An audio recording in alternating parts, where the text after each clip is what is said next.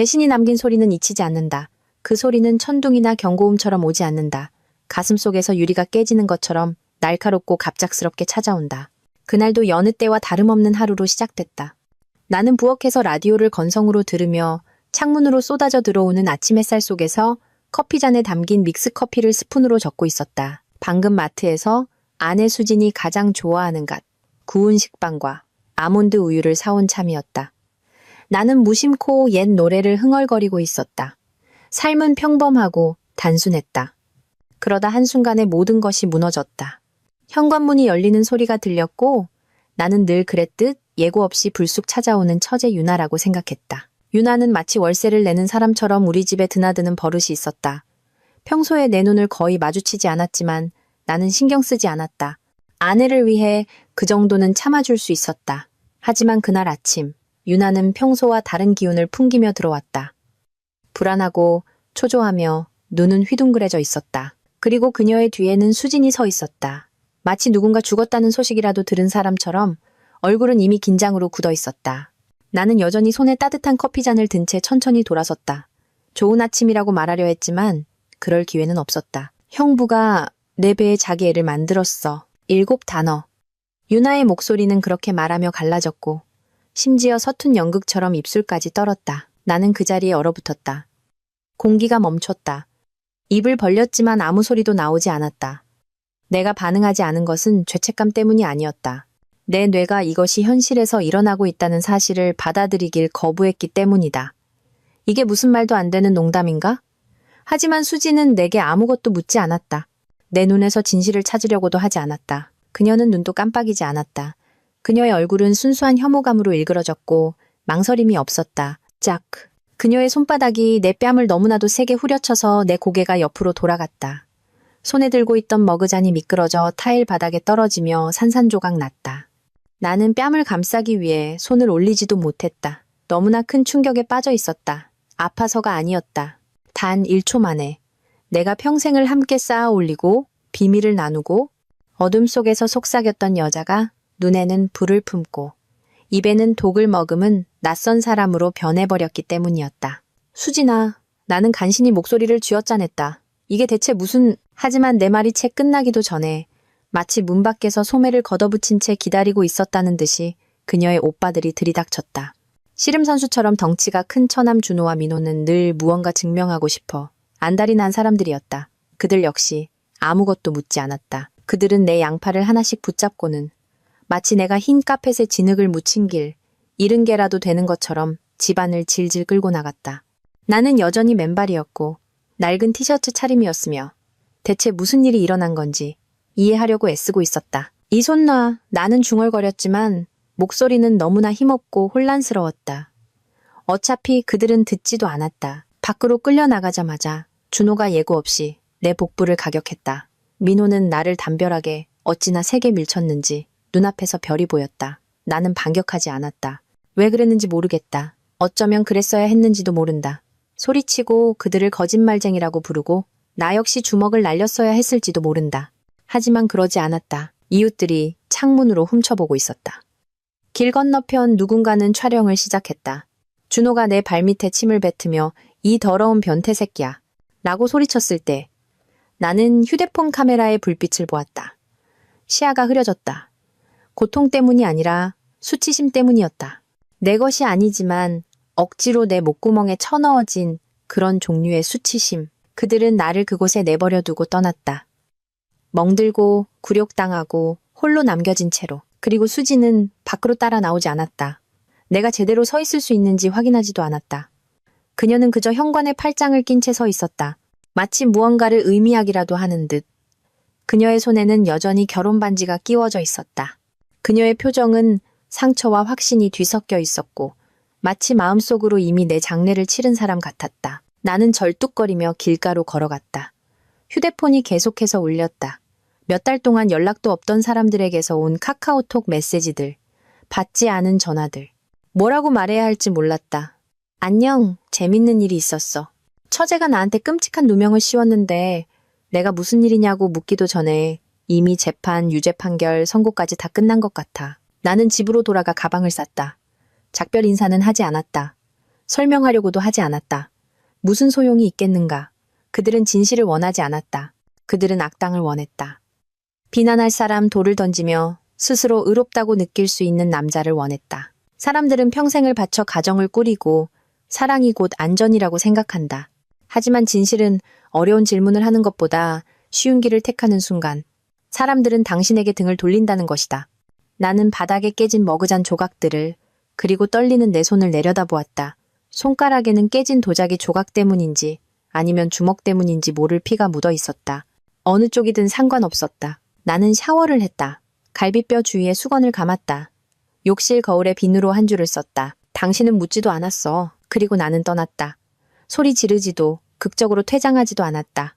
그저 멍든 턱과 텅 빈 마음을 가진 한 남자가 진짜라고 믿었던 삶에서 걸어 나왔을 뿐이다. 어디로 가야 할지도 몰랐다.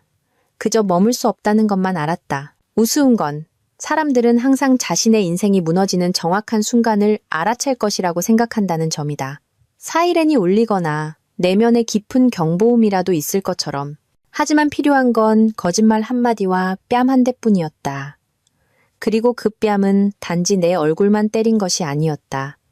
다시는 되찾을 수 없는 내 일부를 죽여버렸다.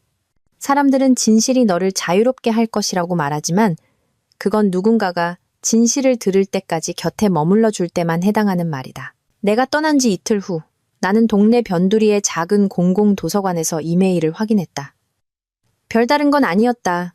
계정에 접속하고 구독을 취소하고 비밀번호를 변경하려는 것뿐이었다. 그때 한 이메일 제목이 눈에 들어왔다. 직위 해제 통보. 회사에서 온 것이었다. 나는 후드티를 백신유 눌러쓰고 뻣뻣한 나무 의자에 앉아 그 메시지를 3번이나 읽었다. 내용은 바뀌지 않았다. 온라인상에 유포되고 있는 심각한 의혹을 고려하여 이사회는 공식 조사가 있을 때까지 분리 절차를 개시하는 것이 회사의 최선이라는 결정을 내렸습니다. 무슨 의혹? 나는 아무것도 올리지 않았다. 주유소 직원과 카드 결제만 신경 쓰던 여관 주인 외에는 누구와도 말한 적이 없었다. 하지만 소문은 다리가 달려 있었다. 나는 거의 사용하지 않던 소셜미디어에 로그인했고 그곳에 모든 것이 있었다. 익명의 게시글. 이름은 없었지만 우리를 아는 사람이라면 누구든 알아볼 수 있는 충분한 단서들이 있었다. 유부남, 처제, 스캔들, 임신, 배신, 정의. 게시물들은 모호한 비난과 맥락 없이 잘라낸 인용문들로 가득했고 물론 사람들은 마치 목격자라도 되는 양 의견을 쏟아냈다. 저런 놈들은 어디에나 있어. 썩어 마땅해. 왜 더 많은 여성들의 말을 믿어주지 않는가? 쓰레기. 그냥 인간 쓰레기. 마치 내 자신의 장례식을 지켜보는 것 같았다. 사람들이 꽃 대신 돌을 던지는 인터넷 장례식. 사흘째 되던 날 아파트 집주인에게서 문자가 왔다. 선생님 미안해요. 그냥 비즈니스적인 겁니다만 다른 세입자들이 불안해해서요. 이번 주말까지는 방을 비워주셔야겠습니다. 나는 한참 동안 휴대폰을 쳐다보다가 답장을 보냈다. 문제 없습니다. 오늘 바로 나가겠습니다. 그리고 나는 정말로 나갔다. 나는 논쟁하지도 애원하지도 설명할 시간을 달라고 하지도 않았다. 나는 무언가를 깨달았기 때문이다. 요즘 세상에선 당신이 무언가에 대해, 특히 남성으로서 끔찍한 일에 대해 비난받을 때 진실은 중요하지 않다. 적어도 당장은. 사람들은 편을 선택하고 대부분은 스스로 기분 좋게 느낄 수 있는 쪽을 택한다. 사람이 얼마나 빨리 투명인간이 되는지 알면 놀랄 것이다. 내가 매일 아침 들르던 동네 빵집이 있었다. 상냥한 할머니 사장님은 늘 미소와 함께 커피를 건네며 또 오셨네 라고 말하곤 했다. 나는 그날 아침에도 늘 그랬듯 들어갔지만 커피를 따르던 그녀가 얼어붙는 것을 보았다. 그녀는 나를 보더니 계산대를 내려다보고는 중얼거렸다. 오늘 문 닫았어요. 내 뒤에는 3명의 손님이 앉아 있었다. 구석 테이블에 앉은 한 여자가 속삭였다. 저 사람이야. 나는 한마디도 하지 않고 나왔다. 닷새째, 내 휴대폰은 거의 쓸모가 없었다. 수지는 나를 차단했다. 그녀의 어머니 은숙 씨도 우리가 와인이나 소맥을 마시며 생일을 축하하곤 했던 모든 친구들도 마찬가지였다.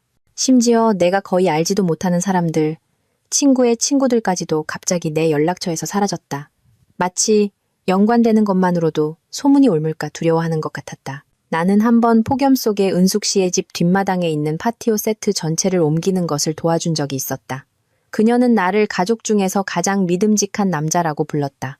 이제 그녀는 페이스북의 혈육에 의한 배신에 관한 게시물 아래에 어떤 남자들은 가족의 옷을 입은 늑대다라는 댓글을 달고 있었다. 늑대라니. 나는 더 이상 인간도 아니었다. 나는 뺨을 맞은 후, 구타를 당한 후, 수치심을 느낀 후에도 입을 다물고 있었다. 하지만 그 글을 읽자 내 안에 작고 마지막 무언가가 부서졌다. 소리치고 싶었다. 맞서 싸우고 스크린샷, 문자, 음성 메시지 등 뭐든지 올려서 나를 방어하고 싶었다. 하지만 나에겐 아무것도 없었다. 증명할 것이 없었기 때문이다. 비밀스러운 만남도 추파도 증거도 없었다. 그들이 나를 비난한 일은 결코 일어나지 않았기 때문이다. 하지만 증거는 필요하지 않았다. 거짓말이 더 흥미로웠으니까. 그날 저녁 대학 친구에게서 전화가 왔다. 그는 아직 나를 버리지 않은 몇 안 되는 사람 중 하나였다. 야, 그가 조심스럽게 말했다. 캐묻고 싶진 않은데 너 정말로? 나는 그가 말을 끝내기 전에 전화를 끊었다. 10년 동안 나를 알던 사람이 물어야 한다면 나는 그와 더 이상 이야기하고 싶지 않았다. 나는 도시 외곽의 값싼 여관에 체크인하고 얼룩진 천장을 몇 시간 동안 쳐다보았다. 내 마음은 고장난 선풍기처럼 돌고 있었다. 어떻게 단 한 문장이 한 남자의 인생 전체를 망칠 수 있을까? 나는 내가 아낌없이 주었던 순간들을 생각했다.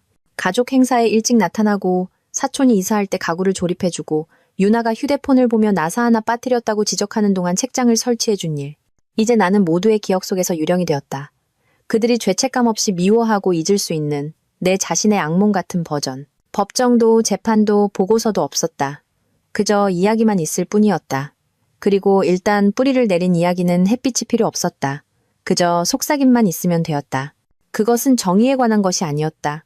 심판에 관한 것이었다. 도덕적인 연기에 관한 것이었다. 진실이 무엇인지 알아내기 위해 실제로 노력하는 것보다 여성을 믿는 것처럼 보이는 것에 관한 것이었다. 그리고 유나는 자신의 역할을 잘 해냈다. 친구의 친구를 통해 들었는데 그녀는 동정의 선물을 받고 사람들이 안부를 묻고 그녀를 용감하다고 부른다고 했다. 그녀의 소셜미디어 프로필에는 심지어 생존자, 부서진 마음이라고 적혀 있었다. 토하고 싶었다. 수지는 내게 문자 한 통도 보내지 않았다. 단 한 번도. 나는 은행 계좌를 확인하고 내가 있는 곳에 더 이상 머물 여유가 없다는 것을 깨달았다. 회사에서의 퇴직금은 동결되었고 가능한 법적 조치에 대한 소문이 돌았다. 무엇 때문에? 나는 알지도 못했다. 그때서야 두려움이 엄습했다. 미움받는 것에 대한 두려움이 아니라 잊히는 것, 아무도 아닌 존재가 되는 것, 수치심 외에는 아무 의미도 없는 이름이 되는 것에 대한 두려움이었다. 그날 밤 거울을 보니 거울 속의 남자를 거의 알아볼 수 없었다. 수염은 듬성듬성 자랐고 눈은 생기를 잃었다. 나는 죄인처럼 보였다. 그리고 그것이 나를 겁나게 했다. 내 자신에게 그렇게 보인다면 세상에는 어떻게 보일까? 사람들은 밑바닥이 한꺼번에 온다고 생각한다. 그렇지 않다. 그것은 천천히 한 겹 한 겹씩 찾아온다. 아무도 당신을 구하러 오지 않을 것이라는 것을 깨달을 때까지. 그리고 만약 당신이 살아남고 싶다면 완전히 다른 사람이 되어야 할 것이다. 나는 작은 가방을 쌌고 나머지는 팔았으며 편도 티켓을 샀다. 전달 주소도 없었다. 말이 되는 목적지도 없었다. 그저 멀리, 거짓말로부터 뺨으로부터 내가 그 한가운데서 불타는 동안 불길처럼 퍼지게 내버려둔 사람들로부터 멀리. 당신의 이름조차 짐처럼 느껴지는 지경에 이르면 그것을 놓아줄 때가 된 것이다. 그날 아침 나는 세탁소와 전당포 사이에 끼어 있는 대부분의 사람들이 지나치는 작은 여행사에 들어갔다. 문 위의 종이 몇 년 동안 울리지 않은 것처럼 징글거렸다. 카운터 뒤에 한 젊은 여성이 십자말풀이에서 고개를 들고 물었다. 어디로 가시나요? 나는 망설였다. 여기가 아닌 어디든요. 나는 조용히 말했다. 그녀는 내가 농담하는 줄 알고 웃었지만 나는 농담이 아니었다. 어디로 가든 상관없었다. 나에게는 티켓과 방향, 그리고 사라질 기회가 필요했다. 그날이 끝날 무렵 나는 발음도 못하는 도시로 향하는 버스에 앉아 있었다. 가짜 이름과 남은 모든 것이 담긴 더플백을 들고서 갈아입을 옷 2벌, 부츠 한 켤레, 낡은 노트북, 그리고 스케치와 일기. 내가 과거에 어떤 사람이었는지를 상기시키는 것들로 가득 찬 갈색 가죽 노트. 버스는 길고 조용했다. 나는 뒤쪽에 앉아 풍경이 바뀌는 것을 지켜보았다. 도시의 건물들이 마른 들판으로, 그 다음엔 숲으로, 그리고 끝없이 펼쳐진 해안선으로 바뀌었다. 어느 순간부터 나는 시간을 세는 것을 멈췄다. 잠도 자지 않았고 많이 먹지도 않았다. 그저 멍하니 생각에 잠겼다. 인생이 폭발한 후 찾아오는 침묵은 이상하다. 처음에는 평화가 아니다. 오히려 마비된 안개에 가깝다. 소음의 부재는 죄책감과 혼란이 더 크게 울려 퍼질 공간을 남긴다. 나는 머릿속에서 그날을 계속 되감았다. 뺨, 거짓말, 모두가 너무나 빨리 등을 돌리던 방식, 마치 나를 미워할 이유를 기다리고 있었다는 듯이. 나는 그들이 나에게서 오래전부터 보았던 무언가가 있었는지 궁금했다. 내가 너무 조용했나, 너무 도움이 되었나, 너무 쉽게 잊혔나? 그 마지막 생각이 다른 생각들보다 더 오래 머물렀다. 쉽게 잊히는 사람. 목적지에 도착했을 때 밖의 안개는 짙어졌고 좁은 해안도로에는 버스를 포함해 단 2대의 차량만 있었다. 운전사는 자갈밭에 차를 세우고 말했다. 종점입니다. 나에게는 괜찮았다. 그곳은 작고 외진 곳이었다. 기지국도 없고 80년대 이후로 페인트 칠을 한 번도 하지 않은 것 같은 나무 건물들, 잠자는 개처럼 묶여있는 낡은 배들이 있는 항구, 그리고 식당을 겸하는 여관뿐이었다. 나는 더플백을 어깨에 메고 마을을 걸으며 눈에 띄지 않으려고 애썼다. 입에 담배를 문한 남자가 현관에 앉아 그물을 고치고 있었다. 그는 내가 지나가는 것을 보고 고개를 끄덕였다. 나도 고개를 끄덕였다. 나는 여관 주인에게 주 단위로 방을 빌릴 수 있는지 물었다. 그녀는 나를 위아래로 훑어보더니 말했다. 현금만 받아요. 나는 첫 2주치를 지불하고 일손을 구하는 사람이 있는지 물었다. 어떤 종류의 일이냐에 따라 다르죠. 그녀가 말했다. 몸을 계속 움직일 수 있는 일이라면 뭐든지요. 내가 대답했다. 그녀는 항구 건너편을 가리켰다. 부두에 가봐요. 박 선장이라는 노인이 장비 청소할 사람을 구하더군요. 박 선장은 질문을 하지 않았다. 그저 장갑을 건네주고 썩은 내와 소금 냄새가 나는 어망 더미를 가리켰다. 나는 일을 시작했고 몇 주 만에 처음으로 아무도 속삭이지 않고 쳐다보지도 않고 판단하지도 않았다. 나는 그저 장갑을 낀 남자이자 해야 할 일이 있는 사람이었다. 허리가 끊어질 듯 아프고 손이 다 까질 때까지 일했다. 그러고 나서 방으로 돌아와 얇은 매트리스에 쓰러져 잠이 나를 끌어당길 때까지 천장을 쳐다보았다. 그것이 나의 새로운 일상이 되었다. 일어나고, 일하고, 씻고, 자는 것. 인터넷도 헤드라인도 새로운 소식도 없이 오직 안개, 소금, 땀, 그리고 침묵뿐이었다. 그리고 한동안은 그것으로 충분했다. 나는 아무에게도 내 진짜 이름을 말하지 않았다. 나는 현우라는 이름으로 불렸다. 그 이름은 더 깨끗하고 단순하고 분리된 느낌을 주었다. 나는 내 과거를 꺼내지 않았고 아무도 묻지 않았다. 어떤 밤에는 해안선을 걸으며 차가운 공기를 들이마시고 바람이 내 얼굴을 마비시키게 내버려 두었다. 다른 밤에는 노트에 글을 썼다. 완전한 문장이 아니라 단편적인 생각, 문장, 단어 하나. 때로는 기억하고 싶지 않았다. 나는 재건하고 싶었다. 마을 사람들은 나를 알아보기 시작했다. 예전과는 다른 방식으로 동정도 속삭임도 없이 그저 간단한 인사뿐이었다. 좋은 아침이에요, 현우 씨. 오늘 서쪽 부두에서 일해요? 커피에 설탕 넣어요? 프림 넣어요? 그들은 내 이야기를 원하지 않았다. 그저 나의 존재를 원했다. 그리고 그것은 새로운 경험이었다. 내가 스스로를 고립시킬수록 내 머릿속에는 더 많은 공간이 생겼다. 나는 매일 아침 달리기를 시작했다. 처음에는 몇 분, 그 다음에는 30분, 그리고 한 번에 8km씩. 그 고통은 기분 좋았다. 말이 되었다. 폐가 타는 듯하고 다리가 후들거렸지만 그것은 내가 선택한 고통이었다. 목적이 있는 투쟁이었다. 몇 달 후 나는 마을에 부서진 것들을 고치기 시작했다. 홈통, 창고배. 준이라는 이름의 한 여성이 자신의 가게 웹사이트를 업데이트하는 것을 도와줄 수 있는지 물었다. 나는 기술에 별로 소질이 없다고 말했지만 그녀는 고집했다. 나는 도서관에서 노트북을 빌려 튜토리얼을 보고 포럼을 읽으며 방법을 알아냈다. 그러자 다른 가게 주인이 도움을 요청했고 또 다른 가게 주인이 그랬다. 그때는 깨닫지 못했지만 무언가 변하고 있었다. 나는 여전히 보이지 않는 존재였지만 이번에는 선택에 의한 것이었다. 나는 더 이상 고발당한 김지훈이 아니었다. 나는 도구와 시간을 가진 뒤에 끌고 다닐 과거가 없는 남자, 현우였다. 어느 날 밤 나는 일을 마치고 부두에 서서 지푸른 하늘 아래 흔들리는 배들을 바라보았다. 별들이 막 고개를 내밀기 시작했고 물은 비밀스러운 거울처럼 그것들을 비추고 있었다. 나는 수진을 생각했다. 그녀가 망설임 없이 나에 대한 최악의 것을 믿었을 때의 얼굴. 그녀가 나를 그리워하는지 후회하는지 궁금했다. 하지만 이내 그 생각을 떨쳐버렸다. 더 이상 중요하지 않았기 때문이다. 중요한 것은 이 순간, 이 고요함, 내가 과거의 잔해 속에서 서서히 만들어지고 있는 이 새로운 버전의 나였다. 헤드라인도 단체 채팅방도 뺨도 비명도 없이 오직 안개, 소금, 침묵, 그리고 아무도 지울 수 없는 누군가가 되어가는 느리고 신중한 과정만이 있었다. 현우라는 이름은 더 이상 위장이 아니었다. 그것은 완전히 다른 무언가가 되었다. 덮개가 아니라 시작이었다. 처음에는 깊은 이유 없이 선택했다. 그저 부두 옆 기부함에서 찾은 낡은 작업복 셔츠 뒷면에 인쇄된 이름일 뿐이었다. 빛바랜 글자, 푸른 면. 나보다 훨씬 전에 누군가가 거기에 꿰매놓은 것이었다. 그리고 마을 사람들이 그 이름으로 나를 부르기 시작했을 때 나는 결코 정정하지 않았다. 정체성이란 것이 얼마나 하찮은 조각들에서 자라날 수 있는지 우스웠다. 안개에 쌓인 그 항구 마을에서의 첫 해가 끝날 무렵 나는 그저 살아남는 것이 아니었다. 나는 천천히 조심스럽게 다시 살아가고 있었다. 나에게 처음 일을 주었던 까칠한 늙은 어부 박 선장이 그의 겨울 뇌졸중으로 쓰러졌다. 그의 딸 민서가 그를 돌보기 위해 돌아왔다. 그녀는 강인하고 현실적이며 별로 웃지 않았는데 그것이 나에게는 잘 맞았다.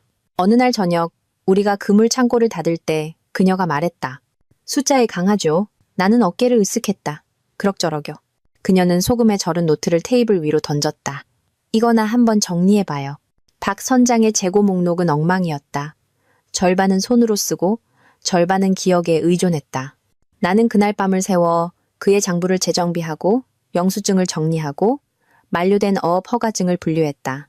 다음 날 아침 나는 민서에게 깔끔한 스프레드시트와 간단한 디지털 장부를 건넸다. 그녀의 눈이 커졌다. 이걸 하룻밤 만에 다 했어요? 나는 고개를 끄덕였다. 그녀는 화면을 쳐다보았다. 그냥 그물이나 닦는 것보다 더 많은 일을 해볼 생각은 없어요? 사실 나는 조용히, 비밀스럽게, 잠 못 이루는 밤의 그림자 속에서 그런 생각을 하고 있었다. 코딩은 항상 나의 관심사였지만 그때는 그것에 의존할 필요가 없었다. 과거의 삶에서 나는 믿음직한 남편, 홈통을 고치는 사위, 모든 것을 순조롭게 유지하지만 결코 손을 들지 않는 직원으로 바빴다. 하지만 여기서는 시간이 있었다. 내 것을 만들 시간이. 그날 밤 나는 도메인을 등록했다. amtech.com. 내 진짜 이름은 아니었지만 내가 남겨두고 온 이니셜과 내가 되려고 노력하는 남자를 기리기에는 충분했다. 나는 지역 상점들을 위한 웹사이트를 만들며 작게 시작했다. 꽃집, 카페, 보트 대여점. 고객들은 내 얼굴을 보지 못했다. 질문도 하지 않았다. 그저 결과물을 좋아할 뿐이었다. 돈이 조금씩 들어오면서 나는 마을 변두리의 오래된 마룻바닥과 먼지 낀 창문이 있는 작은 작업실을 빌렸다. 중고 컴퓨터, 접이식 책상, 주전자, 그리고 펜 히터를 샀다. 화려하지는 않았지만 내 것이었다.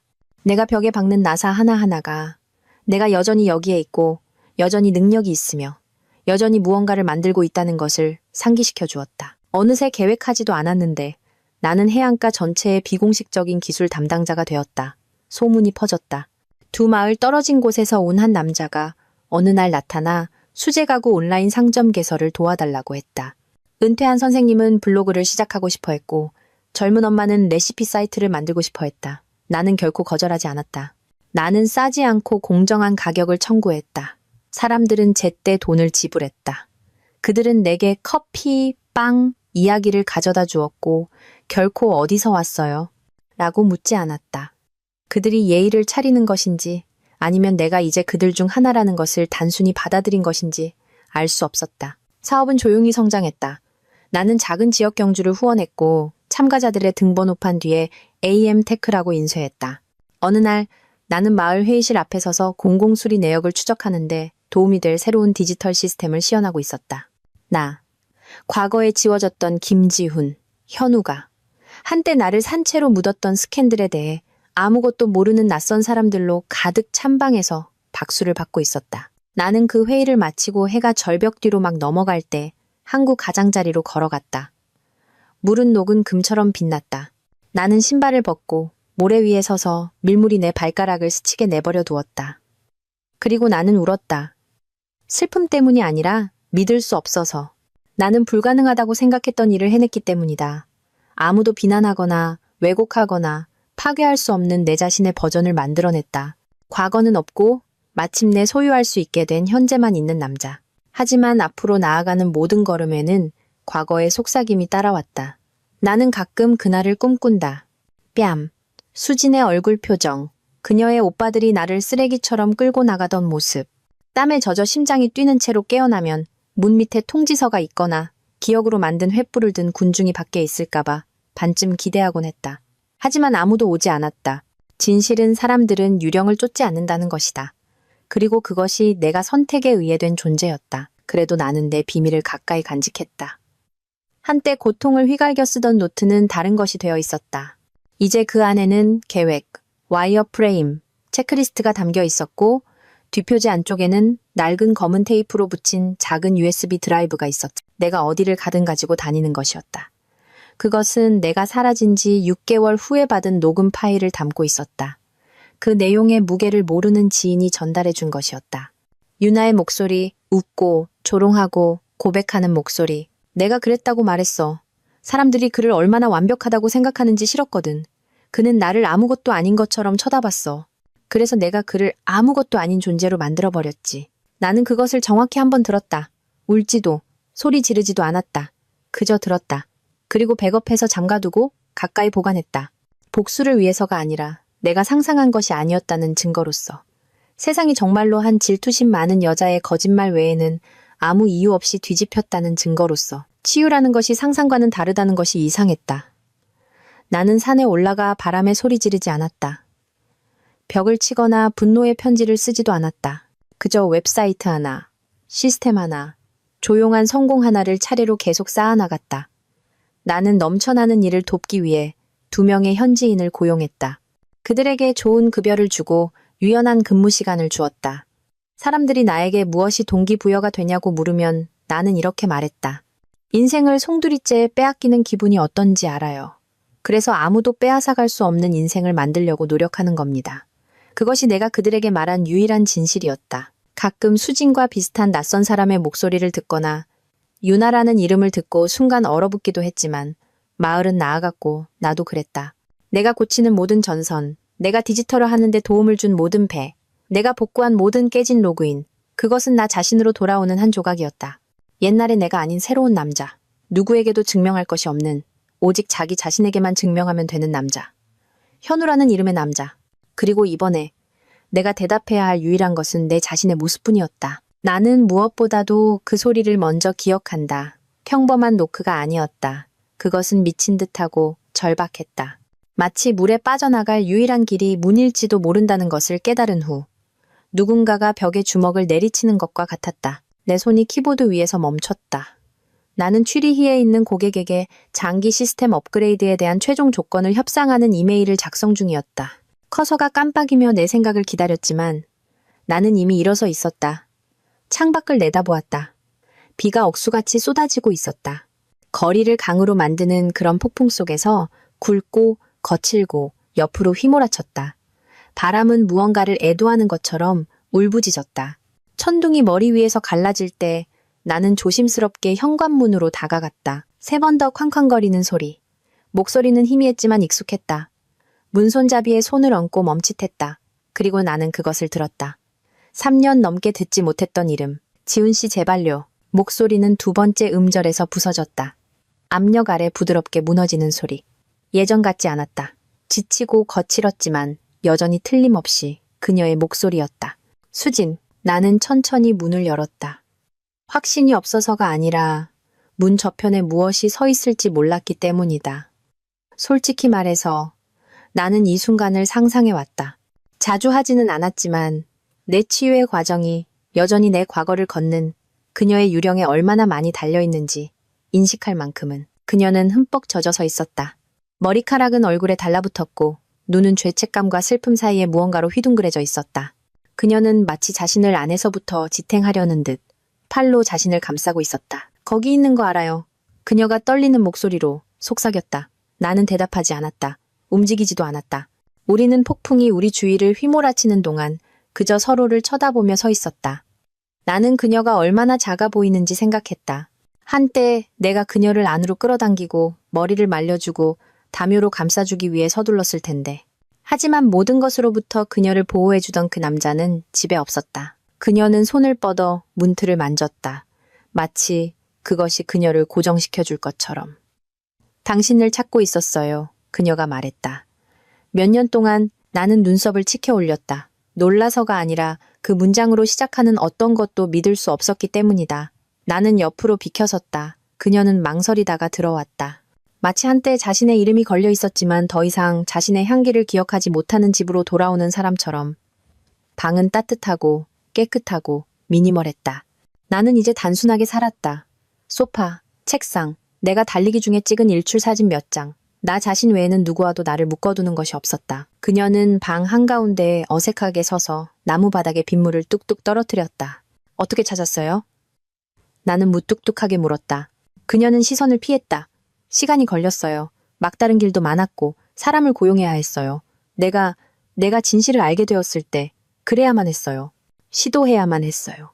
나는 그녀를 조심스럽게 지켜보았다. 진실이라.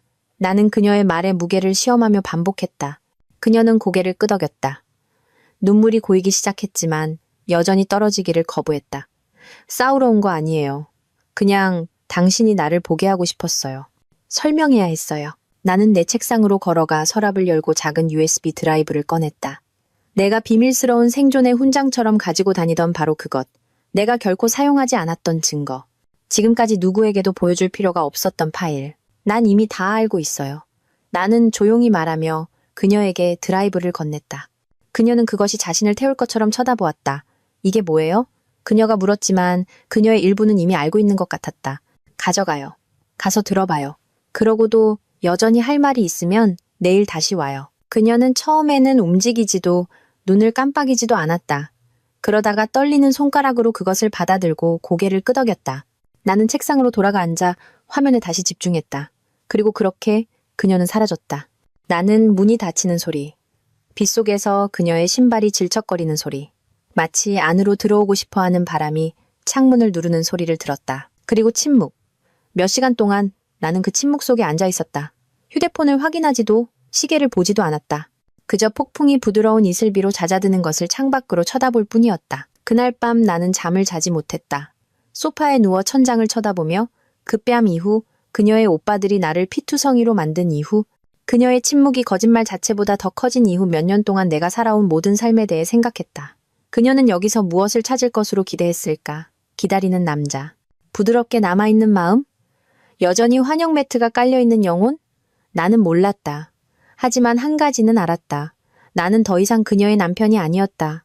법적으로도, 감정적으로도, 영적으로도. 다음 날 아침은 안개에 쌓여왔다. 마치 마을 자체가 나를 앞으로의 날로부터 숨기고 싶어 하는 것처럼 짙고 창백했다. 나는 나가지 않았다. 이메일도 확인하지 않았다. 나는 검은 커피 한 잔을 들고 창가에 앉아 아무것도 기다리지 않고 기대도 하지 않은 채 그녀를 볼 때까지 기다렸다. 이번에는 그녀가 노크하지 않았다. 그녀는 현관 벤치에 앉아 있었다. 머리를 숙이고 마치 벌을 기다리는 아이처럼 무릎 위에 손을 모으고 그녀는 나를 보자 고개를 들었다. 그녀의 얼굴은 달라져 있었다. 무언가 변했다. 눈물은 사라졌지만 싸우려는 의지도 사라졌다. 오직 아픔만이 남아있었다. 나는 밖으로 나갔다. 그녀는 일어섰다. 들었어요. 그녀가 말했다. 나는 고개를 끄덕였다. 그녀는 힘겹게 침을 삼켰다. 내가 당신을 파괴했어요. 나는 아무 말도 하지 않았다. 지훈 씨, 나는 몰랐어요. 묻지도 않았죠. 그냥 그녀를 믿었어요. 나는 손을 들었다. 말하지 않아도 돼요. 그녀는 마치 몸이 풀어놓을 권리를 얻지 못한 홍수를 막으려는 듯 빠르게 눈을 깜빡였다. 내가 미워요? 그녀가 갈라지는 목소리로 물었다. 나는 바다를 내다보았다. 파도는 이제 잠잠했다. 아니요, 내가 말했다. 증오는 에너지가 필요해요. 당신에게 더 이상 줄 에너지가 없어요. 그녀는 무릎을 꿇고 쓰러졌다. 나는 손을 내밀지도 움직이지도 않았다. 그저 그녀를 지나쳐 걸어갔다. 20분 후에 고객 미팅이 있었다. 내가 지금까지 따는 가장 큰 계약 중 하나였다. 인생은 계속 나아가고 있었고 나도 마찬가지였기 때문이다. 그녀는 다음 날 다시 돌아왔다. 이번에는 노크하지 않았다. 그저 길 건너편에 서서 마치 안으로 들어갈 용기를 모으려는 듯 내 작업실 앞을 지켜보고 있었다. 나는 고객의 데이터베이스 사이버 보안 패치를 업데이트하면서 블라인드 사이로 그녀를 보았다. 나는 계속 타자를 치고 계속 일했다. 그녀의 존재가 더 이상 나를 불안하게 만들지 않았기 때문이다. 그것은 아무것도 휘젓지 않았다. 분노도 갈망도 아닌 그저 호기심. 마치 이미 등반한 산 위로 폭풍이 지나가는 것을 지켜보는 것과 같았다. 그녀가 마침내 들어왔을 때 문 위에 종이 부드럽게 울렸다. 바쁘시네요? 그녀가 말했다. 항상 바빠요. 나는 고개를 들지 않고 대답했다. 그녀는 더 안으로 들어와 문을 닫았다. 공기는 바다, 안개와 비에 젖은 옷감 냄새가 났다. 그녀는 여전히 전날 입었던 코트를 입고 있었고 목소리는 어쩐지 더 작아져 있었다. 마치 지난 세월이 그녀의 뺨에서 혈색과 함께 자신감까지 빼앗아간 것 같았다. 잠을 못 잤어요. 그녀가 조용히 말했다. 나는 아무런 대꾸도 하지 않았다. 말도 동정도 없이 그저 키보드를 두드리는 소리와 사무실 히터의 미세한 윙윙거림 뿐이었다. 그녀는 내 책상 가장자리로 걸어와 내가 고개를 들 때까지 기다렸다. 할 말이 있어요. 그녀가 말했다. 나는 등을 기대고 고개를 한번 끄덕였다. 유나가 그걸 녹음했는지 몰랐어요. 그녀는 나에게보다 자신에게 더 속삭였다. 유나가 그걸 인정할 거라고는 생각도 못했어요. 하지만 했죠. 내가 말했다. 네, 수진이 대답했고 그 단어는 목에 걸렸다. 나는 2년 전에 알았어요. 나는 차분하게 말했다. 그 말에 그녀는 눈을 깜빡였다. 네? 2년 전에 그 거짓말에 대해, 녹음에 대해, 모든 것에 대해 알고 있었어요. 그녀는 마치 내가 그녀가 한때 나에게 무기로 사용했던 바로 그 침묵으로 그녀를 때린 것처럼 한 걸음 뒤로 물러섰다. 하지만 아무 말도 안 했잖아요. 네, 안 했어요. 내가 말했다. 왜요? 그녀는 진심으로 놀란 듯 물었다. 진실이 당신이 한 일을 바꾸지 않았을 테니까요. 내가 대답했다. 그것이 뺨을 되돌리지는 못했을 거예요. 당신 오빠들이 나를 범죄자처럼 잔디밭을 가로질러 끌고 간 것을 지우지도 못했을 거고요. 내가 하지도 않은 일 때문에 세상으로부터 숨어 지냈던 몇 줄을 고쳐주지도 못했을 겁니다. 그래서 나는 조용히 있었어요. 당신에게 무엇이 더 중요한지 보고 싶었거든요. 내 침묵인지 아니면 당신의 죄책감인지. 그녀는 토할 것 같은 표정으로 입을 막았다. 다리가 떨리는 게 보였다. 알았다면 더 빨리 왔을 거예요. 하지만 당신은 알고 싶어 하지 않았죠. 내가 끼어들었다.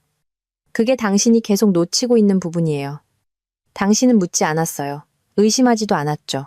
움찔하지도 않았어요. 내가 말하기도 전에 당신은 나보다 그녀를 선택했어요. 그녀는 내 맞은편 의자에 앉았다. 어깨는 움츠러들고 얼굴은 창백했다. 유나는 울었어요. 수진이 말했다. 그리고 형부가 자기를 미워하는 눈으로 쳐다봤다고 했어요.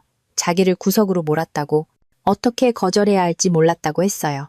나는 눈을 가늘게 떴다. 그리고 그게 내가 망가져도 싸다고 결정하기에 충분한 이유였군요. 무서웠어요. 그녀가 갑자기 쏘아붙였다. 무엇을 믿어야 할지 몰랐어요. 그리고 그녀가 말하는 방식이 너무나 망가져 보였어요. 나도 그랬어요. 나는 차갑게 말했다. 그녀는 입을 열었다가 닫았다. 눈은 반짝였지만 눈물은 떨어지지 않았다. 당신은 진실을 위해 돌아온 게 아니에요. 내가 말했다. 당신은 다른 모든 것을 잃었기 때문에 돌아온 거죠. 그 말에 그녀는 움찔했다. 전곡을 찔린 것이다. 나는 앞으로 몸을 기울이며 고른 목소리로 말했다. 당신 이혼한 거 알아요. 당신 가족이 당신에게 등을 돌린 것도 알아요. 당신 어머니가 그걸 낡은 스캔들이라고 부르며 극복하라고 말한 것도 알고요. 준호가 학교에서 그 일로 폭로당한 것과 민호 사업이 망한 것도 알아요. 내가 조용히 있었기 때문에 아는 거예요. 그리고 내가 조용히 있는 동안 진실은 스스로 다리를 가질 시간을 벌었죠. 그녀의 입이 떨렸지만 아무 말도 하지 않았다. 당신은 후회 때문에 돌아온 게 아니에요. 나는 계속했다. 당신은 다시 깨끗해지고 싶다는 느낌이 필요해서 돌아온 거예요. 아니에요. 그녀가 조용히 말했다. 그건 사실이 아니에요. 사실이에요. 내가 말했다. 그리고 괜찮아요. 그것에 대해 화나지 않았어요. 다만 당신이 여기 온 목적을 내가 주지 않을 뿐이에요. 그녀는 혼란스러워 보였다. 내가 뭘 위해 왔다고 생각하는데요? 구원, 내가 말했다. 매듭, 어쩌면 용서까지도. 나는 잠시 멈췄다. 우리 사이의 침묵이 짙어지게 내버려 두었다. 하지만 당신이 깨닫지 못하는 것은 내가 당신을 오래전에 용서했다는 거예요. 당신을 위해서가 아니라 나를 위해서. 그래야만 했어요. 그렇지 않았다면 나는 살아남지 못했을 거예요. 하지만 용서가 재회를 의미하지는 않아요. 환영을 의미하지도 않고요. 그저 내가 더 이상 당신의 행동을 내 것인 양 짊어지지 않게 되었다는 의미일 뿐이에요. 수진의 어깨가 흔들리며 그녀는 손으로 얼굴을 가렸다. 잠시 동안 그녀는 그저 거기 앉아 내 앞에서 무너져 내렸다. 마스카라도 군중도 연기도 없이 그저 자신의 결정에 잔해 아래 묻힌 한 여자일 뿐이었다. 그녀가 마침내 다시 나를 보았을 때 그녀의 목소리는 내가 들어본 것 중 가장 부드러웠다. 우리가 이걸 고칠 수 있을 거라고 생각해요? 나는 화나지 않고 그저 솔직하게 고개를 기울였다. 아니요, 내가 말했다. 그녀는 천천히 고개를 끄덕였다. 이해해요. 그녀가 속삭였다. 나는 그래도 싸요. 나처럼 거짓말을 당해도 싼 사람은 없어요. 내가 말했다. 하지만 사람들은 실수를 하죠. 문제는 당신이 실수를 저지르고 나 혼자 그 대가를 치르게 내버려 뒀다는 거예요. 우리는 또 1분 동안 거기 앉아 있었다. 더 이상의 말은 없었다. 그저 숨과 공간, 그리고 너무나 오랫동안 우리 사이에 살아온 보이지 않는 모든 것들 뿐이었다. 그녀는 마침내 일어나 코트를 바로잡았다. 이제 갈게요. 그녀가 말했다. 나는 고개를 끄덕였다. 몸 조심해요. 그녀는 문을 열고 마지막으로 한번 돌아보았다. 행복을 찾길 바라요. 그녀가 말했다. 이미 찾았어요. 내가 대답했다. 그리고 나는 진심이었다. 그녀는 떠났다.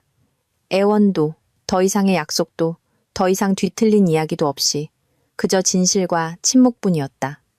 그리고 그 둘 모두를 살아남은 남자. 다음 날, 내가 마침내 밖으로 나갔을 때 그녀는 이미 벤치에 앉아 있었다. 등을 곧게 펴고 마치 심판을 기다리는 아이처럼 무릎 위에 손을 꽉 쥐고서 그녀는 처음에는 나를 보지 않고 내 계단에서 길로 이어지는 자갈길에 시선을 고정했다. 나는 문간에 서 있었다. 아침 공기는 밤안개로 여전히 서늘했다. 머리 위에서는 새들이 지저귀었다. 마을은 막 잠에서 깨어나고 있었다. 이른 조깅을 하는 사람들, 물 건너편에서 인사를 외치는 부두 노동자 몇 명. 하지만 내 귀에 들리는 것은 우리 사이의 침묵뿐이었다. 한때는 편안함을 의미했지만 이제는 두 절벽 사이의 팽팽한 철사처럼 느껴지는 그 익숙한 침묵. 그녀는 마침내 고개를 들었고 그녀의 눈에서 무언가가 사라져 있었다.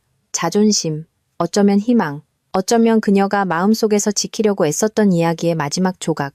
그걸 들었어요. 그녀가 말했다. 나는 대답하지 않았다.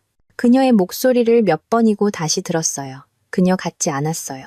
그리고 그게 나를 가장 무섭게 했어요. 그녀의 목소리는 갈라졌지만 이번에는 울지 않았다. 내가 알던 유나의 버전이 아니었어요. 아니면 어쩌면 그게 유일한 진짜 버전이었고 나는 그걸 보고 싶지 않았던 거겠죠.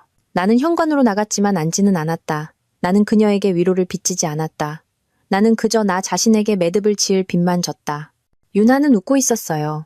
수진이 발밑에 나무바닥을 쳐다보며 조용히 말했다.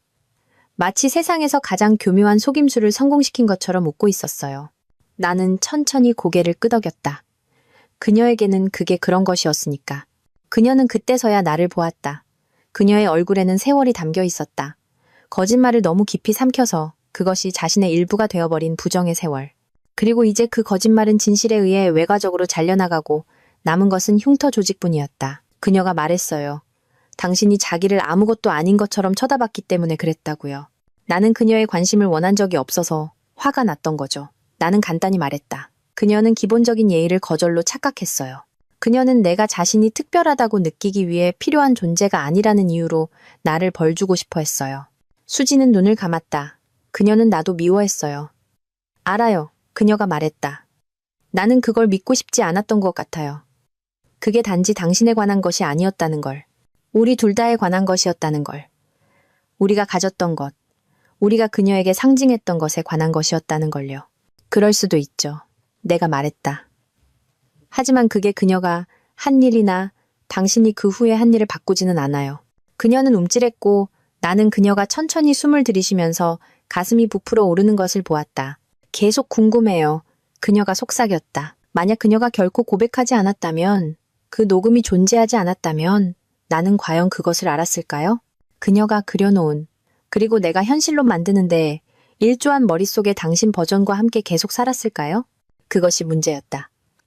그리고 그녀가 말하는 방식으로 보아 그녀는 이미 답을 알고 있었다. 당신은 환상이 무너졌기 때문에 돌아온 거예요. 내가 말했다. 진실을 찾고 있었기 때문이 아니라요. 그저 더 이상 붙잡을 것이 없었을 뿐이죠. 그녀는 반박하지 않았다. 기억나요? 그녀가 이제 조금 더 강한 목소리로 말했다. 그 모든 일이 일어났던 날. 머릿속에서 계속 되감아봐요. 당신은 커피를 들고 있었어요. 차분하고 혼란스러워 보였죠. 하지만 그때는 그걸 보지 못했어요. 나는 그저 내가 해결해야 할 문제만 봤어요. 그리고 당신이 그 문제였죠. 나는 부두 쪽을 내다보았다. 떠오르는 태양 아래 물이 반짝였다. 사람들이 배신에 대해 이해하지 못하는 것이 있어요. 내가 천천히 말했다. 그건 단지 거짓말이 아니에요. 뺨도 아니고요. 그건 속도예요. 누군가가 당신이 유죄라고 얼마나 빨리 결정하는지, 그들이 당신이 이제까지 그들에게 어떤 존재였는지를 얼마나 빨리 버리는지, 그것이 당신을 무너뜨리는 거예요. 그녀는 고개를 끄덕였고 이제 눈물이 조용히 뺨을 타고 흘러내렸다. 그녀는 그것들을 닦지 않았다. 내가 당신을 망쳤어요. 그녀가 다시 거의 들리지 않게 말했다. 나는 그녀를 정정하지 않았다. 그녀를 달래지도 않았다. 때로는 사람들이 자신이 만든 엉망진창 속에 앉아있을 필요가 있기 때문이다. 나는 오랫동안 스스로에게 말했어요. 어쩌면 그게 느껴지는 것만큼 나쁘지 않았을지도 모른다고요. 그녀는 계속했다. 어쩌면 그건 그냥 실수였을지도 모른다고. 하지만 그녀의 목소리, 조롱하고 자신이 한 일에 대해 너무나 자랑스러워하는 그 목소리를 듣자 나 자신을 보호하기 위해 쌓아 올렸던 모든 것이 산산조각 났어요. 그녀는 이제 천천히 일어섰다. 마치 그녀의 고백의 무게가 모든 관절을 짓누르는 것처럼. 무엇이든 고치러 온 게 아니에요. 그녀가 말했다. 그게 불가능하다는 거 알아요. 당신의 용서를 받으러 온 것도 아니고요. 나는 그럴 자격이 없어요. 나는 그저 그 녹음을 들은 후에 당신의 눈을 마주 보고 싶었어요. 내가 이제는 안다는 것을 당신이 보게 하고 싶었거든요. 나는 그녀를 보았다. 정말로 보았다. 그리고 내가 본 것은 내가 사랑했던 여자가 아니었다. 내 서툰 요리에 웃어주거나 밤에 내 다리 밑으로 차가운 발을 슬쩍 밀어넣던 아내가 아니었다.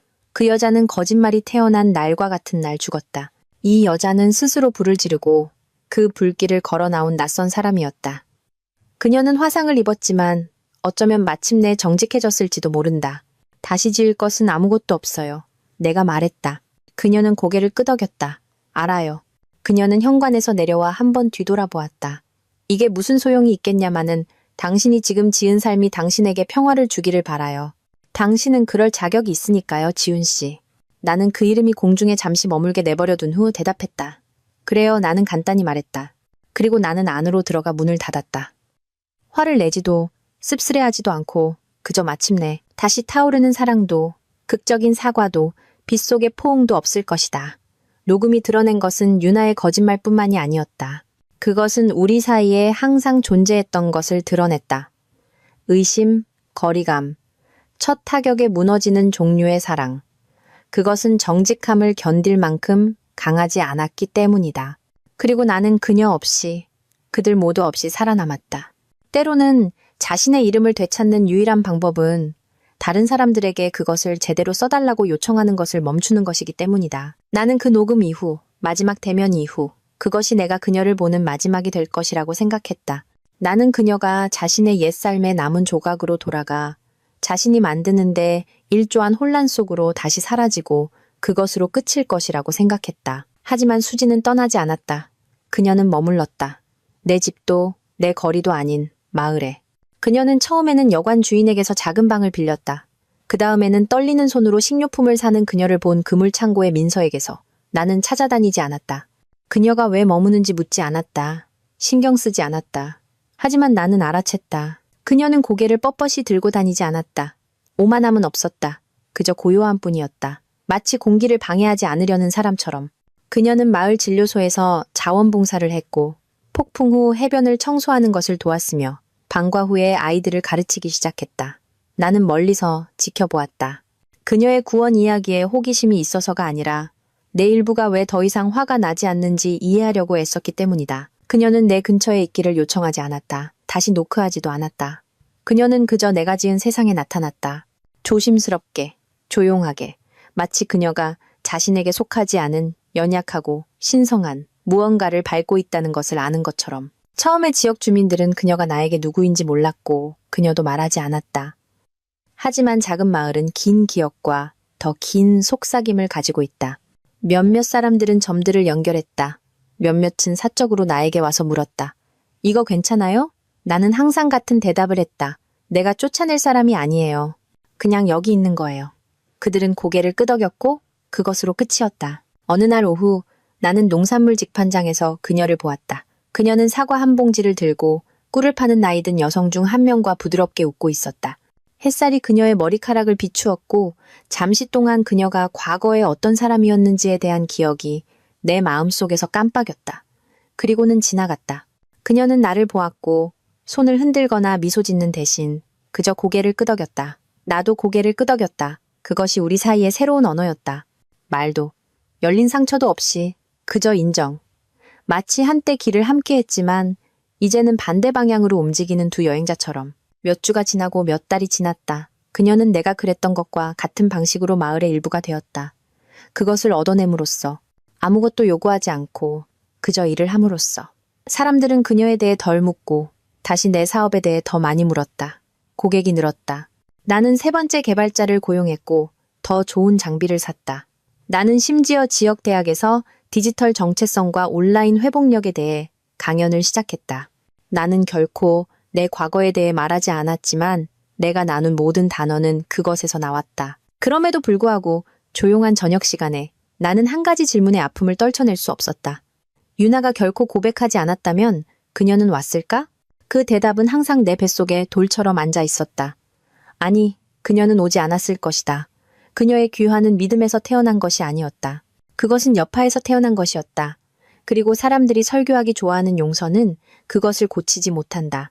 나는 그녀가 인간이라는 것, 속기 쉬웠다는 것, 압박 속에서 선택을 했다는 것을 용서할 수 있었다. 하지만 모든 것이 무너졌을 때 그녀가 나를 먼저 떨어지게 내버려뒀다는 것을 잊을 수 없었다. 그녀는 그녀의 최악의 밤 동안 그녀를 안아주었던 남자보다 거짓말을 믿는 것을 선택했다. 그녀의 어머니가 엉덩이뼈가 부러졌을 때 그녀를 돌봐주었던 남자. 손가락으로 그녀의 등에 지도를 그리고 눈을 감고 꿈을 계획했던 남자. 나는 더 이상 그녀를 미워하지 않았지만 그녀를 믿지도 않았다. 그리고 신뢰, 그것은 용서가 재건할 수 없는 것이었다. 어느 날 저녁, 해가 등대 뒤로 낮게 기울어질 때 그녀는 내가 작업실 문을 잠그는 동안 나에게 다가왔다. 하늘은 멍든 보라색이었고 파도는 부두를 부드럽게 핥고 있었다. 괜찮으세요? 그녀가 계단 근처의 나무 벤치를 가리키며 물었다. 나는 어깨를 으쓱했다. 공공 벤치예요. 그녀는 내 옆에 앉았지만 너무 가깝지는 않았다. 당신을 되찾으려고 하는 거 아니에요. 그녀가 부드럽게 말했다. 알아요, 내가 대답했다. 그냥 고맙다고 말하고 싶었어요. 그 말에 나는 의외였다. 뭐가요? 모두에게 내가 누구인지 말하지 않아준 거세요.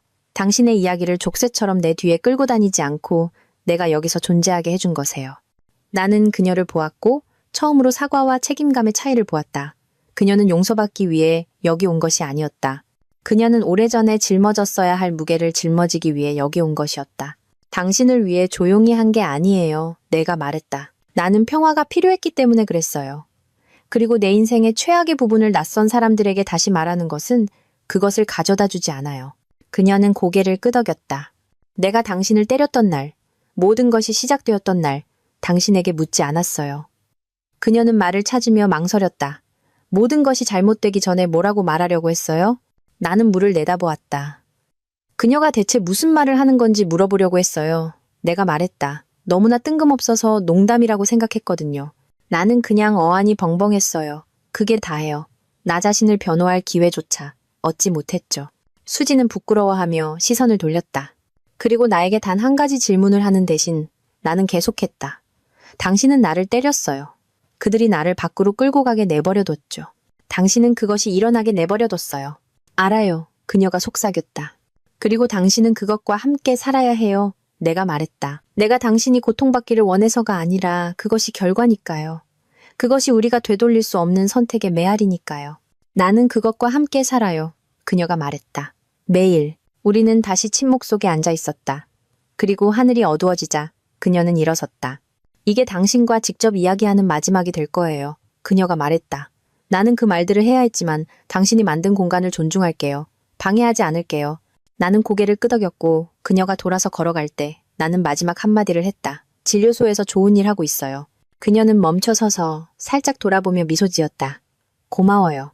그리고 그녀는 저녁 안개 속으로 걸어 들어갔고 뒤돌아보지 않았다. 그리고 나는 벤치에 앉아 바람 소리, 파도 소리, 부두의 삐걱거리는 소리를 들었다. 나는 우리가 겪었던 모든 것, 거짓말, 추락, 귀환에 대해 생각했다. 그리고 나는 중요한 것을 깨달았다. 매듭은 거창한 사과나 깔끔하게 묶인 결말로 오지 않는다. 그것은 조각으로 온다. 시장을 가로지르는 끄덕임으로, 공유된 침묵으로, 분노해서가 아니라 더 잘 알기 때문에 유지되는 거리로. 용서는 공기를 맑게 할 수 있지만 다리를 다시 짓지는 못한다.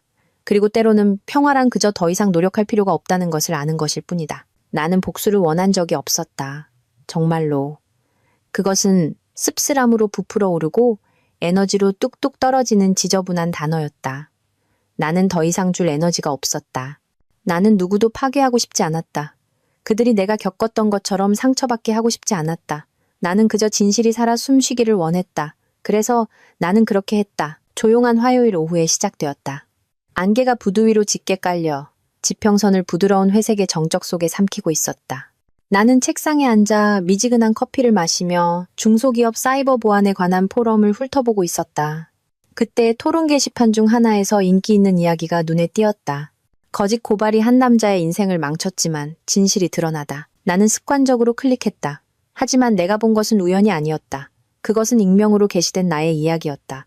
이름도 사진도 없이 그저 처제에게 임신시켰다는 누명을 쓰고 아내와 가족에게 배신당하고 구타당하고 해고당하고 배척당했다가 사라져 다시 시작하고 나중에 전체의 고발이 거짓말이었다는 것을 발견한 한 남자에 대한 무서울 정도로 정확한 세부 사항들, 그리고 맨 아래에 첨부된 오디오 파일, 유나의 목소리, 그녀의 의기양양한 고백. 내가 그랬다고 말했어. 사람들이 그를 얼마나 완벽하다고 생각하는지 싫었거든. 그는 나를 아무것도 아닌 것처럼 쳐다봤어. 그래서 내가 그를 아무것도 아닌 존재로 만들어버렸지. 한 단어도 틀리지 않았다. 내가 2년 넘게 숨겨두었던 바로 그 파일. 내가 올린 것이 아니었지만 나는 누가 그랬는지 알았다. 수진. 그녀는 내가 원본을 준 후에 그것을 복사했음에 틀림없다. 어쩌면 그것이 그녀 나름의 바로잡는 방식이었을지도 모른다. 아니면 더 이상 혼자서 그 무게를 감당할 수 없었을지도. 어쨌든 이제 인터넷이 그것을 가지고 있었다. 그리고 그것을 다시 상자 안에 넣을 방법은 없었다. 몇 시간 안에 이야기는 퍼져나갔다. 블로그들이 그것을 다루었고 포럼들이 그것을 분석했다. 사람들은 댓글에서 그것이 진짜인지 가짜인지 논쟁했다. 하지만 중요하지 않았다. 목소리는 진짜였고 고백은 진짜였다. 그리고 곧 사람들은 점들을 연결하기 시작했다. 오래 걸리지 않았다. 속삭임이 돌아왔지만 이번에는 내 주위가 아니었다. 이번에는 한때 나를 묻었던 사람들을 감쌌다. 중견 홍보회사에 다니던 유나의 직업은 사라졌다. 그들의 CEO는 공개 성명을 발표했다. 우리는 타인의 존엄성을 훼손하는 어떠한 행동도 용납하지 않습니다. 그녀는 일주일 안에 소셜미디어에서 사라졌다. 수진의 오빠이자 전 고등학교 축구 코치였던 준호는 입증되지 않은 고발에 근거한 과거의 물리적 폭력 연루를 언급한 익명의 불만 제기 후 사임했다. 누군가 그가 내 옷깃을 잡고 밖으로 끌고 가는 영상을 유출했다. 그것은 저주처럼 다시 떠올랐다. 그들의 어머니 은숙 씨는 여성 쉼터를 지원하는 지역 자선단체의 이사회에 있었다. 이사회가 그녀의 공개적인 발언, 어떤 남자들은 가족의 옷을 입은 늑대다라는 어떤 조사도 있기 전에 한 발언에 대해 알게 되었을 때 그녀는 사임하라는 요청을 받았다. 그들은 법정에 서지 않았지만 그보다 훨씬 더 나쁜 심판에 직면했다. 공개적인 진실의 법정. 변호사도 판사봉도 없이 그저 그들 없이 나아갔고 더 이상 그들을 원하지 않는 세상의 거울에 비친 모습뿐이었다. 그리고 나는 조용히 있었다. 확인하지도 부인하지도 않았다. 의기양양해하지도 불에 기름을 붓지도 않았다. 나는 그저 계속 살았고 계속 일했고 그들이 망칠 수 있다고 생각했던 삶을 계속 쌓아나갔다. 마을 사람들은 나를 다르게 대하기 시작했다. 동정에서가 아니라 존경심으로. 온라인에서 뭔가를 읽었어요. 한 남자가 선착장에서 말했다. 이름은 언급되지 않았지만 만약 그게 절반이라도 사실이라면 당신이 겪은 일에 대해 유감입니다. 나는 고개를 끄덕였다. 그것이 내가 필요했던 전부였다. 카페의 다른 한 여성은 내 테이블에 크루아상과 커피를 놓으며 말했다. 이건 서비스예요. 인생이 극적으로 변하지는 않았지만 더 가벼워진 느낌이었다. 맞바람이 아니라 뒷바람을 맞으며 걷는 것 같았다. 수지는 이 기간 동안 나에게 말을 걸지 않았지만 나는 그녀를 보았다. 그녀는 고개를 숙이고 진료소에서 계속 일하고 조용히 계속 살았다. 나는 그녀가 한때 무시했던 진실의 무게 아래에서 그녀의 가족이 무너지는 것을 지켜보는 것이 어떤 기분일지 상상할 수밖에 없었다. 그녀는 불을 질렀지만 걸어나가지 않았다. 그녀는 잿더미 속에 서서 연기가 눈을 찌르게 내버려 두고 동정을 구하지 않았다. 어떤 작고 조용한 방식으로 나는 그것을 존중했다. 어느 날 아침 나는 우편함에서 편지를 받았다. 반송 주소도 손글씨도 없이 깨끗한 흰 종이에 타이핑된 단어들 뿐이었다. 그렇게 하지 않아도 됐지만 당신은 그렇게 했어요. 당신은 진실을 무기로 바꾸는 대신 숨쉬게 했어요. 나는 당신의 친절을 받을 자격이 없지만 당신이 모든 권리를 가졌을 때 우리를 파괴하지 않아줘서 고마워요. 이제는 알겠어요. 시십. 나는 종이를 접어 다른 것들과 함께 서랍에 넣었다. 다시 읽을 필요가 있어서가 아니라 때로는 정의가 불과 함께 오지 않는다는 것을 기억하고 싶었기 때문이다. 때로는 조용하고 부인할 수 없는 진실과 함께 온다. 그리고 때로는 그것으로 충분하다. 사람들은 종종 정의가 시끄럽다고 생각한다. 무대, 판결, 발을 구르는 청중이 필요하다고. 하지만 그 몇 주 동안 내가 배운 것은 이것이었다. 정의는 속삭임일 수 있다. 온라인 게시물, 자유롭게 풀려난 녹음, 한때 당신을 의심했던 누군가의 단순한 끄덕임. 정의는 항상 벌하지 않는다. 때로는 그저 드러날 뿐이다. 그리고 일단 드러나면 사람들은 더 이상 외면할 수 없다. 그들은 자신이 본 것과 함께 살아야 한다. 그것이 유나에게, 은숙 씨에게, 준호에게 일어난 일이다. 그들은 감옥에 가지 않았다. 벌금을 내지도 않았다. 하지만 세상이 그들을 보았다. 진실이 그들을 보았다. 그리고 더 중요하게는 그들이 스스로를 보았다. 어느 날 저녁 마감 시간 직전에 한 10대가 내 작업실로 들어왔다. 17살쯤 되어 보였고 불안해하며 발을 동동 굴렀다. 아저씨가 그 진실 블로그 만드신 분이에요? 그가 물었다. 나는 눈살을 찌푸렸다. 뭐라고? 그가 더듬거렸다. 온라인에 있는 그 이야기요. 거짓말과 그 남자가 사라졌지만 더 강해져서 돌아온 이야기요. 그거 아저씨 맞죠? 나는 대답하지 않았지만 그럴 필요도 없었다. 그는 천천히 고개를 끄덕였다. 그냥 그 이야기가 저한테 많은 도움이 되었다고 말하고 싶었어요. 올해 거의 저 자신을 포기할 뻔했거든요. 사람들이 제가 하지 않은 일을 했다고 생각했어요. 저도 그걸 믿기 시작했고요. 그는 배낭에서 스케치북을 꺼냈다. 선생님이 저를 다시 강하게 느끼게 해준 것을 그리라고 하셨어요. 이걸 그렸어요. 그는 한 페이지를 보여주었다. 얼굴 없는 남자가 폭풍 속에 서 있었고 등 뒤에는 번개가 치고 발은 굳건히 땅에 박혀 있었다. 캡션에는 진실은 움츠러들지 않는다라고 적혀 있었다. 나는 그것을 오랫동안 쳐다보았다. 그리고 일어나서 그의 손을 잡고 말했다. 그 힘을 꽉 붙잡아라. 그들이 너를 다시 쓰게 내버려 두지 마. 그는 미소를 지으며 떠났고 나는 책상 뒤에 앉았다. 이상한 평온함이 나를 덮쳤다. 그때서야 내가 왜 직접 녹음을 게시하지 않았는지, 왜 기다렸는지, 왜 먼저 재건했는지 깨달았다. 정의란 단지 그들이 자신들이 한 일을 아는 것에 관한 것이 아니기 때문이다. 그것은 당신이 누구인지, 그들이 뭐라고 말하든 상관없이 당신이 아는 것에 관한 것이다. 이 세상에는 두 종류의 사람이 있다. 자신에게 일어난 일에 의해 만들어지는 사람들과 그 후에 자신이 누가 될지 선택하는 사람들. 나는 내가 첫 번째라고 생각했었다. 그때는 착하고 믿음직하고 유용하게 살려고 노력하며 인생을 살아갔다. 내가 충분히 열심히 사랑하고 충분히 주고 충분히 빨리 용서하면 주변 사람들이 나를 알아줄 것이라고 생각했다. 그들이 내 곁에 서줄 것이라고. 하지만 폭풍이 왔을 때 그들은 붙잡지 않았다. 그들은 놓아버렸다. 그리고 나는 떨어졌다. 하지만 떨어지는 것에 대한 사실은 때로는 당신이 견고한 무언가, 즉 자기 자신 위에 착지한다는 것이다. 요즘 나는 여전히 일찍 일어난다. 더 이상 괴로워서가 아니라 마을이 잠에서 깨어나기 전에 고요함이 좋아서다. 나는 천천히 커피를 내리고 아침 안개가 항구를 덮는 것을 지켜본다. 나는 바로 휴대폰을 확인하지 않는다. 헤드라인을 훑어보거나 뉴스를 좇지 않는다. 나는 앉아서 숨을 쉬고 평화가 떠들썩한 헤드라인에서 오는 것이 아니라는 것을 스스로에게 상기시킨다. 그것은 보여질 필요가 없는 부재 속에서 온다. 나는 대부분의 아침에 마을로 걸어 나간다. 그래야 해서가 아니라 그럴 수 있어서. 이제 사람들이 나에게 인사한다. 경계심이나 판단 없이 오는 종류의 인사. 몇 년이 걸렸지만 나는 그것을 얻어냈다. 내 무죄를 증명해서가 아니다. 내 편의 이야기를 소리쳐서가 아니다.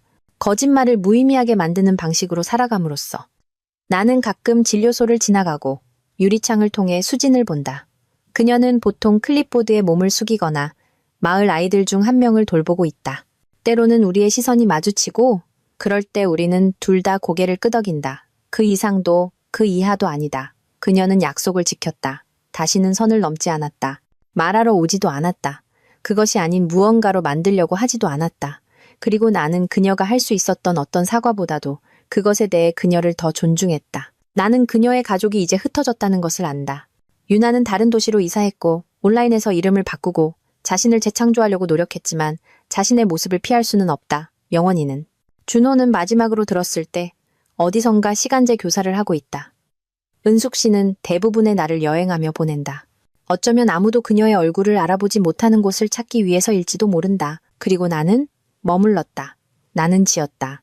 나는 이제 마을에 3개의 건물을 소유하고 있다. 하나는 팟캐스트 스튜디오를 시작하는 부부에게, 다른 하나는 해양 장비 공급업체에 임대했다.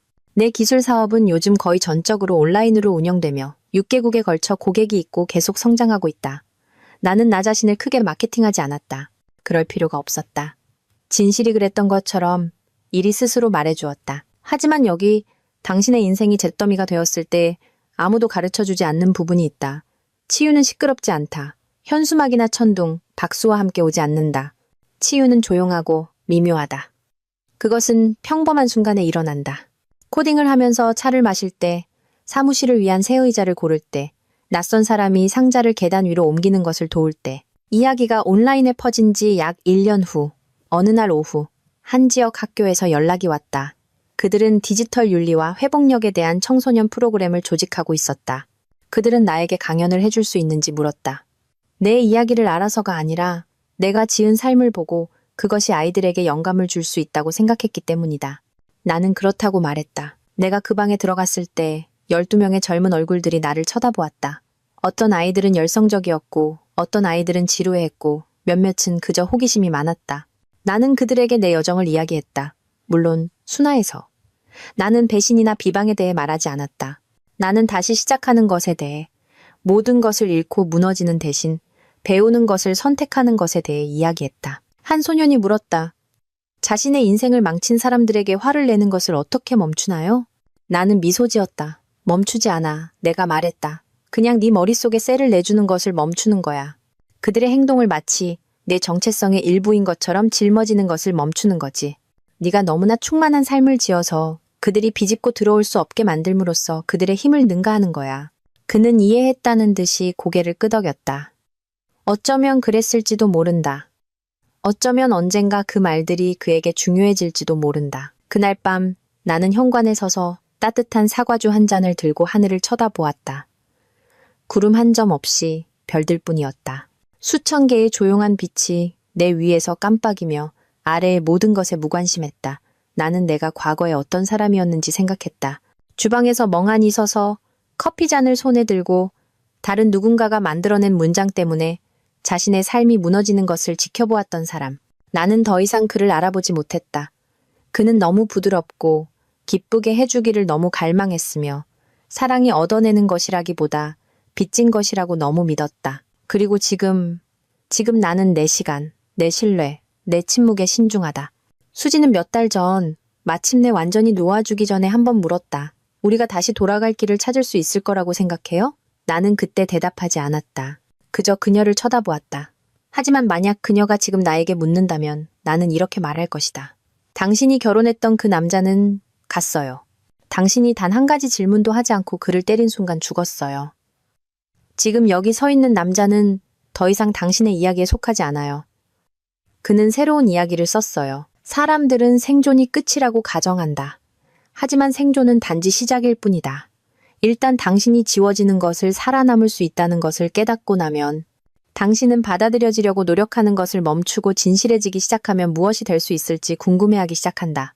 자기 자신에게, 자신의 목소리에, 자신의 가치에 진실해지는 것. 나는 더 이상 인정을 위해 살지 않는다. 나는 내가 거의 잃을 뻔했던 내 자신을 위해 산다. 어둠 속에서 조각들을 주워 모아 그것들을 새로운 무언가로 만드는 법을 배운 사람. 내 이름은 김지훈이자 현우다.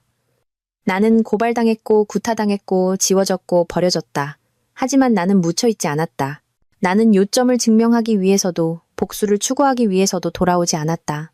나는 다른 누구의 허락도 없이 내가 되고 싶은 사람이 되기 위해 선택했다. 그리고 이번에 내가 대답하는 유일한 이름은 나의 것이다. 온전히, 자랑스럽게, 변명 없이.